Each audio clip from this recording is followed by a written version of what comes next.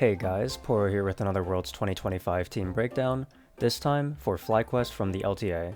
For many people, Fly is the best team coming out of the West this year. This group qualified for quarterfinals at Worlds 2024, where they would go on to take Gen G to 5 games in the West's closest attempt to make it to semifinals since G2 did it in 2020. Due to this great performance, the team would decide to keep all 5 players for the 2025 year. With these high expectations, they went into MSI as yet again the team expected to place the best, and they would end up taking BLG to 5 games as they fell in the 5th-6th place spot. Ever since coming back to NA, FlyQuest have not dropped a single series, undefeated in regular season and 5-0 in best of 5s in playoffs. With this dominating domestic performance, let's see how FlyQuest might stack up against the World's competition.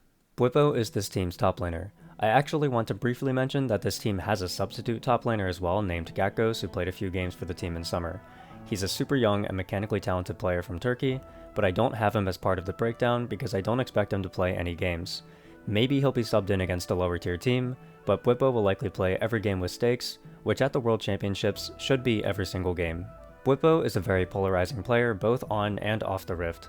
His gameplay is super interesting to watch because he's probably one of the most confident players in the world.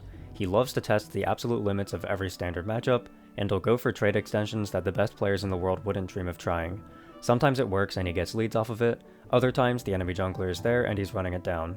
Either way, Bwipo is sure to be aggressive, and his damage share on the team is reflective of that. If Bwipo is in the game, he's going to be one of the main carry forces regardless of who he's playing. Unsurprisingly, his champion pool is equally as unpredictable.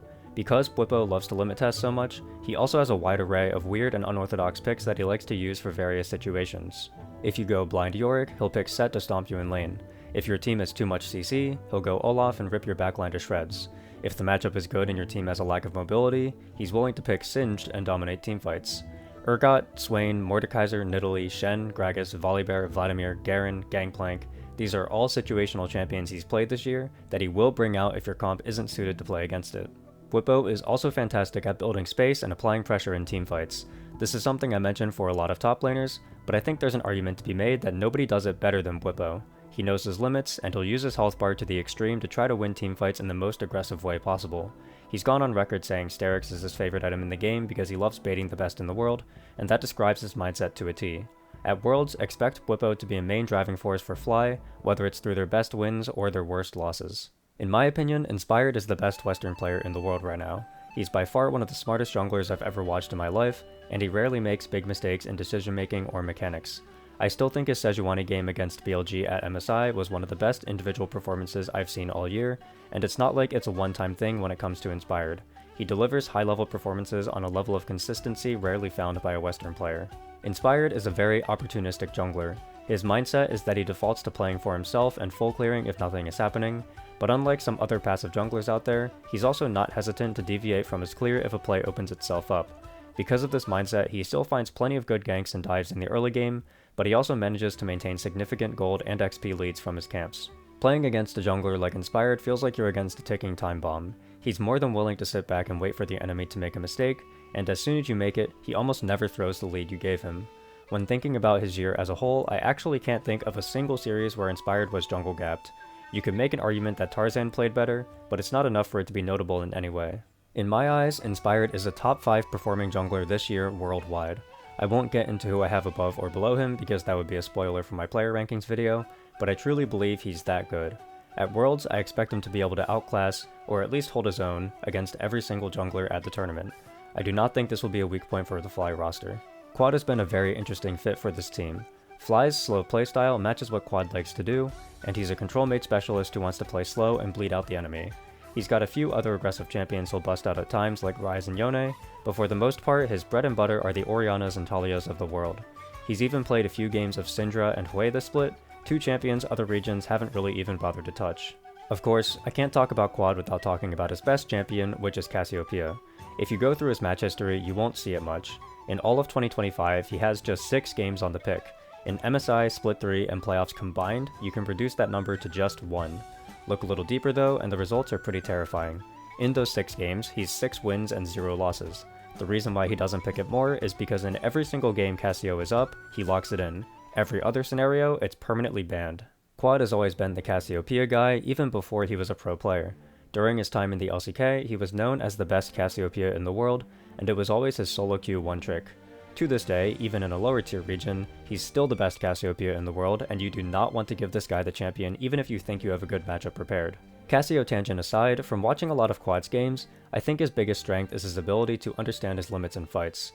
Similar to Bwipo, he loves to absorb pressure and punish the enemy's resources for overcommitting onto him when he knows he's fine. In many teamfights, you might think he's positioned too aggressively and he'll die when he gets engaged on. Then the Nautilus hook goes flying at him and you think you're right.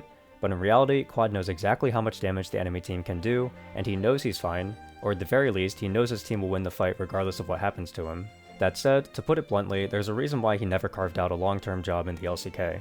Against better mid laners, he has a tendency to get completely outclassed. From watching his play, it seems like there's not really an X factor or a bump in performance from him. What you see is what you get, that's the level he always plays at. We saw this at MSI, where I thought he had a pretty terrible showing. Fly ran into AL, G2, and BLG, and against Shanks, Caps, and Knight, and I thought Quad was downright terrible. He was completely gapped in all three series, even when Fly dominated G2 in their 3-0 sweep. The reality is that when he goes against mid laners who are a higher level than him, he can't keep up. I personally expect Quad to be a bit of a liability at Worlds, and it will be Fly's biggest question mark anytime they go up against an Eastern opponent. He has good qualities, but I'm worried for him overall.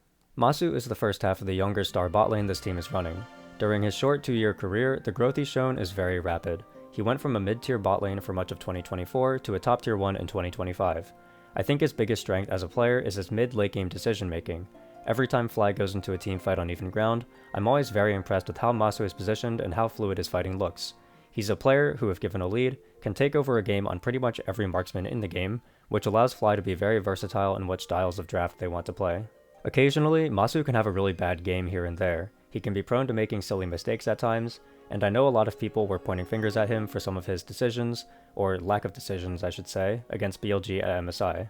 Masu's lane phase is also not anything to write home about. He won't get destroyed in lane, but he's also not some dominant 2v2 force either.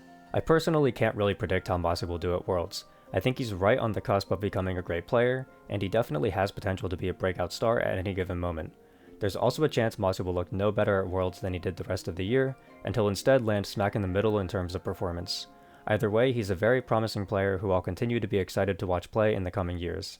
Busio is the other half of the young bot duo, and unlike Masu, I would actually say he's finally taken that last big step to becoming an elite talent.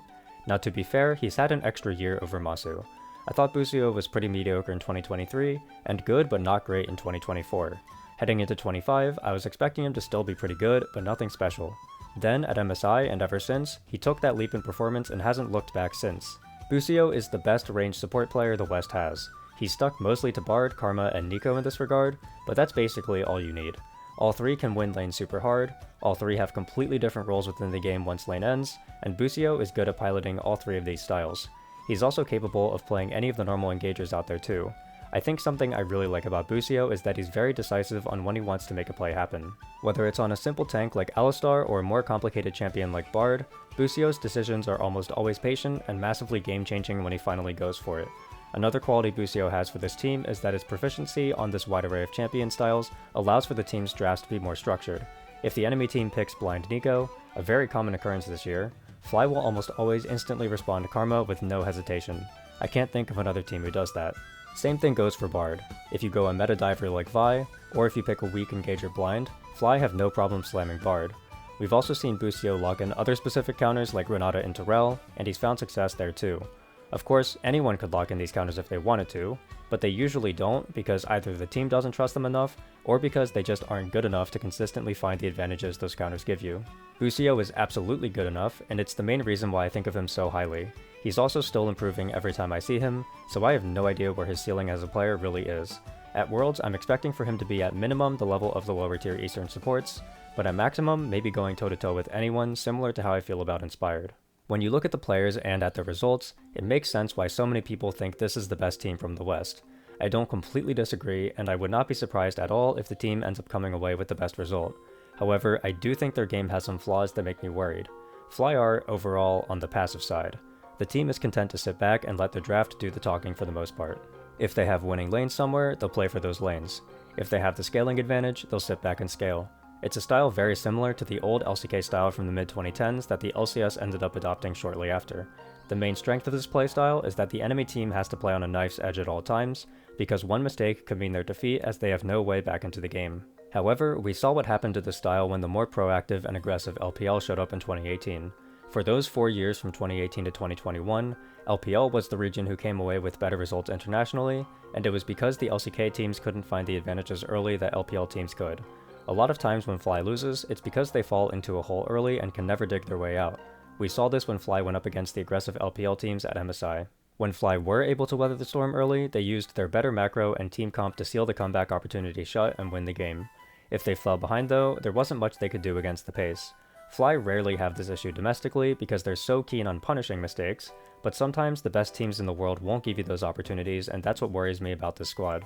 We also know that if Fly have the scaling advantage, they're more than willing to drop objectives to rely on their comp later. In Game 1 against VKS in their first encounter, Fly dropped Grubs, Herald, and 2 Dragons before VKS got impatient and went for a bad dive under enemy tier 2 that lost them the game. I get that Fly had the scaling advantage and could have waited for their item spikes for maybe 3rd or 4th Drake, but at a certain point you're giving over too much. If you give Genji 2 Drakes, a Herald, 3 Grubs, and a 2k gold lead, I don't care what comp they're running, you're not going to beat them. I think Fly's tendency to only take high percentage plays and minimize risk leads to them having an incredibly high floor, but I question how much higher their ceiling is. I would not be surprised if Fly beats every Western team and a handful of Eastern teams, but then gets completely stonewalled by the best of the best in underwhelming fashion. That's all I have for you for this one. Next up will be my event breakdown, followed by some team and player rankings. I recently started a Patreon for people who want to support me more while I'm making these videos. I have 3 tiers, each with varying amounts of benefits, including different types of behind-the-scenes content, and even a custom Poro drawing that I'll display in video outros. If that interests you, check out the Patreon link in the description. I'll see you all for the next one. Bye!